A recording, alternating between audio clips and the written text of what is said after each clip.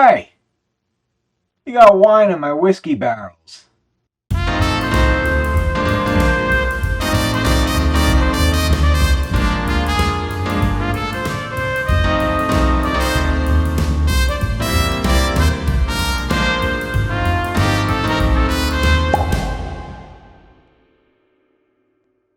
What's up, interwebs? I'm Connor, and this is Sorta Somme, the show about drinking alcohol and exploring it inside and out. Today, we're talking about Cooper and Thief wine.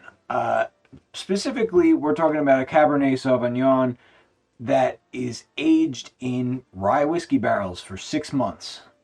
They used High West Distillery rye barrels, which is a good sign because I've had a couple things from High West and I really like their ryes. Um, their website doesn't really say much.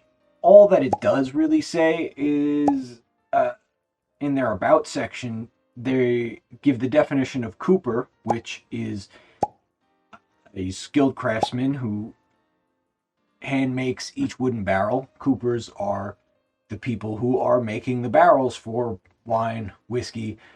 They assemble the barrels, and then we put liquid in them. Their definition of thief is a tool of the trade for sneaking a taste out of said barrels.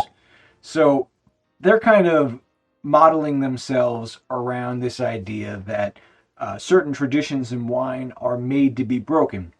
At least that's what it says on the bottle. I know a lot of winemakers would freak out at the fact of even leaving wine in a unused barrel for too long because that would absorb too much vanilla flavor and too many of the tannins, and they want the wine to be as pure as possible. Sometimes the winemakers believe that the barrel aging is just kind of like a bandage for some of the faults in it, whereas whiskey makers, obviously the barrel is a lot of the flavors that you want. You want to pull all those things in because you're getting a neutral spirit, and then you want the wood and the flavors in the wood to attach to that spirit. But that's not really what wine is about. These guys think differently. They want to take those used whiskey barrels. This is a rye barrel aged wine. They also have bourbon barrel aged wines, and they want to do things a little bit differently. And I guess we're going to find out how that goes for them, at least in my personal opinion. I can't tell you what to think.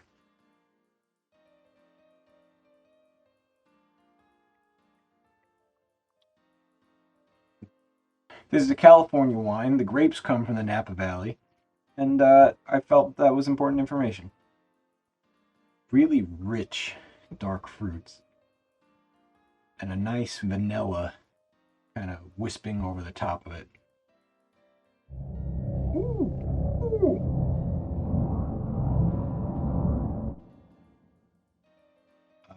Oh, like a cranberry smell.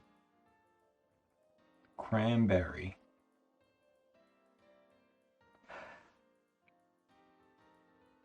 There is definitely some oakiness on the nose. I'm not getting a lot of herbalness. There are some like earthy tones in there, but not like what I would expect from like a rye whiskey.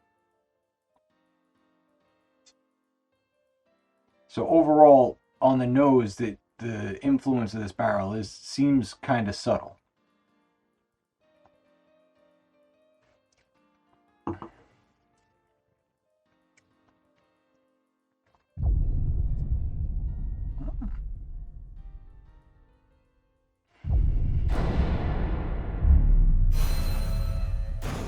Yeah. All right. On.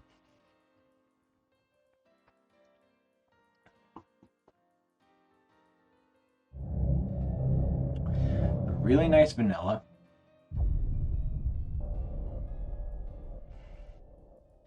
And it's like cherry vanilla yogurt. It's got a little bit of that It's not super sour, but it does have a little bit of that sour culture in it. Um,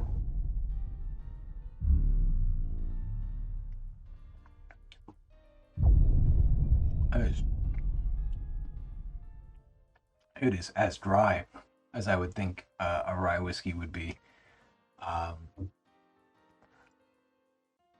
And it's really fruity too.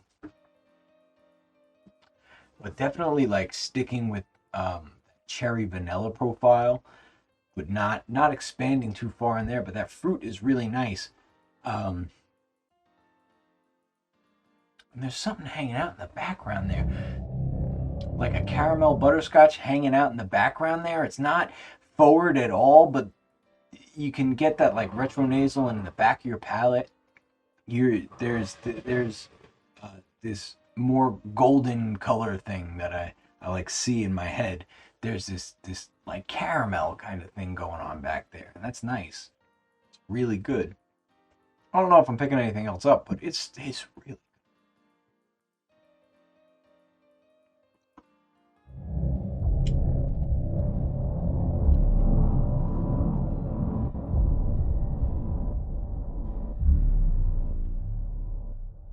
So maybe you want to try some for yourself. Maybe not. It doesn't hurt me, it doesn't help me. But what does help me is liking this video, subscribing to the channel, and clicking the bell, because that'll remind you that I'm posting videos. And you might forget about that, and I don't want that. So, hope to see you again. Bye-bye.